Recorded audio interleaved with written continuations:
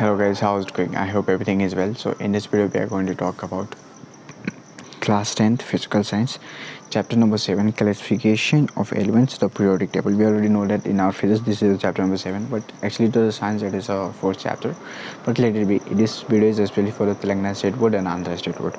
Okay na? So in this video we are going to see the fill in the blanks question, because already we see the most important question. So fill in the blanks is only left, so I already show you here. So let's see this here. So I hope you don't have any kinds of doubt regarding this paper and something else from here. If there's any doubt in your mind, so you just tell me. And I know you want some social studies important paper, and definitely I will try to prepare this one paper here. Okay now, but actually I cannot do anything because I'm also a student, if you know that. Okay now, so I have also didn't have lots of time, but I try to help you definitely, so you can understand what's the situation of the students, right? So I hope, is it clear for you? This is the answer sheet of that one. Okay, and if you're looking for the previous year question paper, model paper, important question paper, just click on the description and check out from there, right? So I hope this video is going to be very helpful for you, and we will meet another video. Jai Hind.